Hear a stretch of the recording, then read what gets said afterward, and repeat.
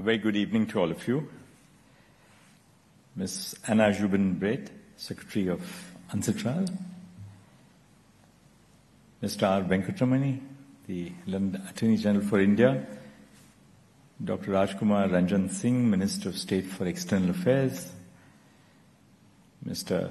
Fali Nariman, eminent senior advocate, thinker, mentor, visionary, and chairperson of the UNCCI, distinguished colleagues in the Supreme Court, of the High Courts, Your Excellencies, and ladies and gentlemen. At the outset, I would like to congratulate Unsitral, the Ministry of External Affairs of the Government of India, and the Unsitral National Coordination Committee of India for their joint effort in organizing this event, which reinforces India's decades-long engagement with Unsitral and facilitates the exchange of ideas and perspectives among South Asian countries.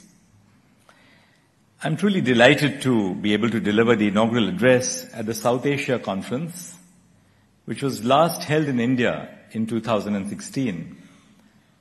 I had the undiluted pleasure of being in the audience in that conference, in the inaugural session.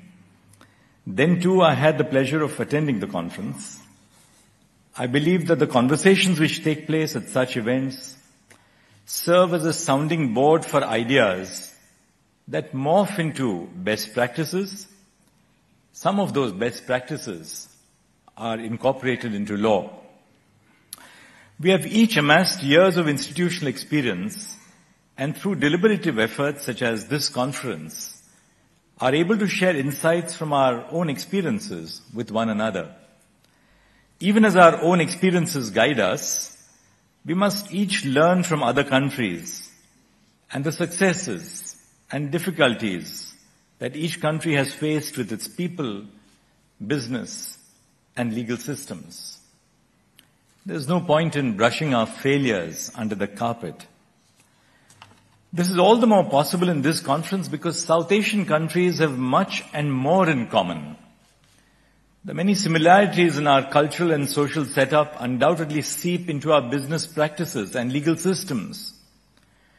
Our economies are also interconnected, increasingly so in the digital age.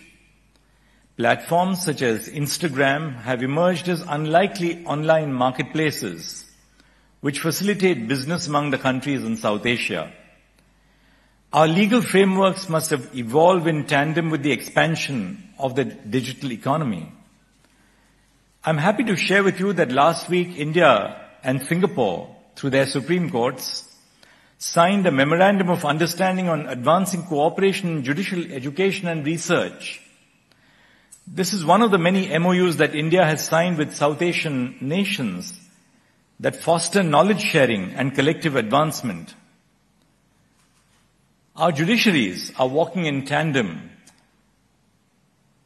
UPI has entered into a connection with Singapore's national platform for payments. When countries walk hand in hand, the progress of one becomes the progress of all.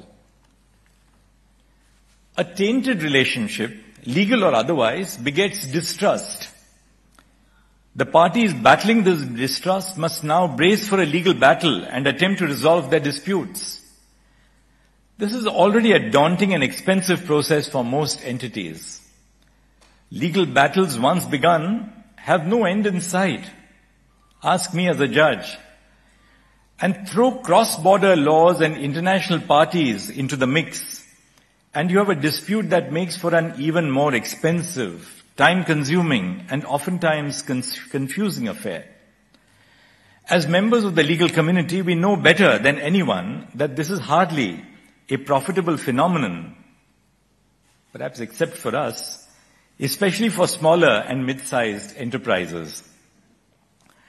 Alternative dispute resolution mechanisms were previously considered to be rough justice, an imperfect substitute for judicial review by courts. Parties and jurors alike perceived arbitration and other out-of-court mechanisms as a deprivation of the opportunity to have their day in court. I believe that at least a part of this hostility stemmed from a lack of transparency about the procedures to be adopted and a lack of clarity as to the outcome of a challenge to a final arbitral award. Of course, new ideas and processes are initially viewed with mistrust.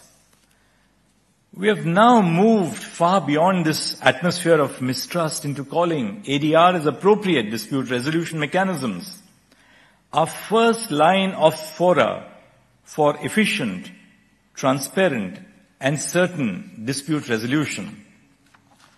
Sunshine, as they say, is the best disinfectant. Fortunately, UNCITRAL assisted countries in the simplification and uniformization of their laws and rules, which in turn has made the justice delivery system more accessible. The UNCITRAL model law framework seeks to harmonize laws in different jurisdictions in an attempt to overcome the friction that may result from our diverse cultural and legal landscapes.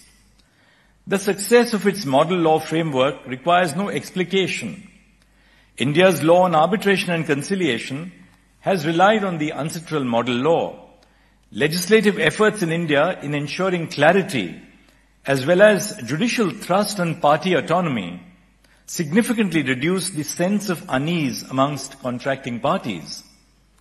With its eye on best practices, India has steadily charted a course where arbitrations are the preferred mode of dispute resolution. The Indian Council of Arbitration, our first ever national arbitration institution, was established in 1960. Gupta, अगर आपको हमारा ये video पसंद आया हो तो इसे like और शेयर जरूर करें और हां, हमें सब्सक्राइब और फॉलो करना ना भूलें ताकि आप देश और दुनिया की कोई खबर मिस ना करें। तो जुड़े रहिए हमारे साथ और देखते रहिए न्यूज़ 24।